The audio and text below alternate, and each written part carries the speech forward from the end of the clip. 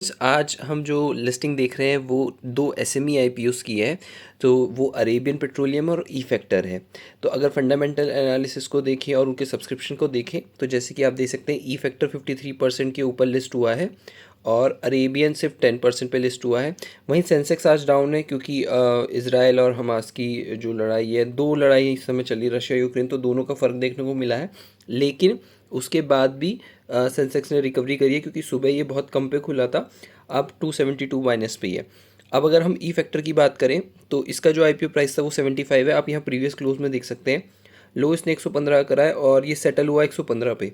अब अगर हम बात करते हैं कि आगे बढ़ेगा नहीं बढ़ेगा, तो अभी तक जो टेक्निकल इंडिकेटर्स हैं, जैसे बाइंग हमारी ब्लू में लिखी हुई है और सेलिंग हमारी रेड में लिखी हुई है, तो जो हमारे टेक्निकल इंडिकेटर्स हैं और डिमांड और सप्लाई के कंसेप्ट से तो हम ये प्रोजेक्ट कर सकते हैं कि ये अभी बढ़ेगा। क्योंकि आप देख सकते हैं कि 1,10,400 की क्वांटिटी में बाइंग है और यहीं 24,000 सेलिंग है। तो मतलब सेलिंग में लोग कम इंटरेस्टेड हैं।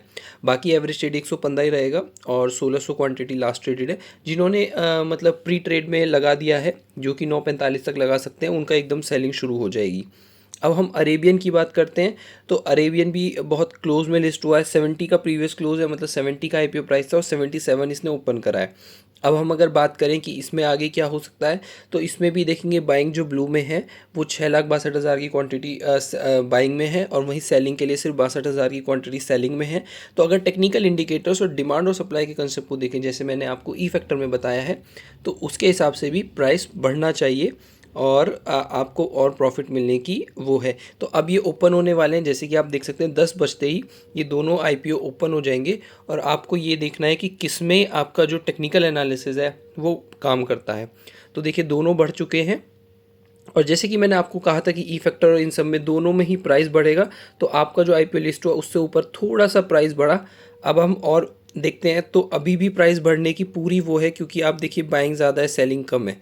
तो अब हम इन दोनों को वॉच आउट करेंगे, लेकिन लोग प्रॉफिट भी बुक करेंगे। और देखिए यहाँ पे इसमें अपर सर्किट ही लग गया क्योंकि लोग सेल करने में इंटरेस्टेड ही नहीं है। तो यहाँ पे 3,48,800 क्वांटिटी और अब धीरे धीरे यहाँ पे अपर सर्किट लग चुका है 120.75। देख रहे हैं ना आप, अपर सर्किट 120.75 पे। वहीं अगर हम अरेबियन की बात करें तो यहाँ अपर सर्किट का भी कुछ नहीं है, बल्कि यहाँ पे सेलिंग बढ़ गई है। तो अभी प्राइस बहुत धीरे धीरे सेटल हो रहा है। यहाँ पे रिस्क लेने वाले अभी रुक सकते हैं, नहीं तो फिर उन्हें सेल करना ज़रूर चाहिए। क्योंकि क्या है, एक आईपीओ में लोग तैयार हो चुके हैं पैसा लगाने के लिए, तो दूसरे का होना एकदम से बहुत मुश्किल है।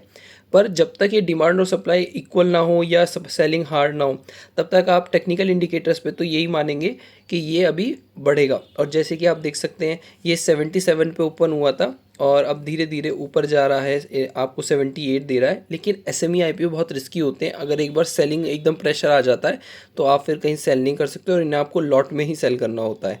तो इसलिए हाई रिस्क इन्वेस्टर ही एसएमई आईपीओ में उसके बाद रुकते हैं आईपीओ की लिस्टिंग होने के बाद, अदरवाइज़ वो सेल कर देते हैं। अब देखिए कभी इसमें 12 दिखा रहा है, तो अगर आपका एक डिसिप्लिन होना चाहिए, या तो आप लिस्ट होते ही सेल कर देंगे, या आप एक 15 मिनट का इंटरवल देखेंगे, या आप लिस्ट होते ही आधी क्वांटिटी सेल कर देंगे, आधी बाद में करेंगे, या आप एंड ऑफ डे ही सेल करेंगे।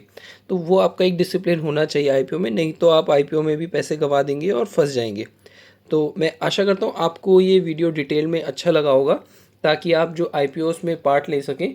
और फाइनेंशियल मार्केट में भी आईपीओ में भी लोग बहुत प्रॉफिट अर्न करते हैं, लेकिन उसमें उनके अंदर एक डिसिप्लिन होना चाहिए। आप हमेशा ये ना सोचें कि सबसे टॉप पे हम बेचेंगे, सबसे कम में हम खरीदेंगे, ऐसा पॉसिबल नहीं होता। अपना एक टारगेट सेट कर लीजिए कि इतने का मुझे प्रॉफिट चाहिए था, वो मिल गया और मैंने वो निकाल लिया।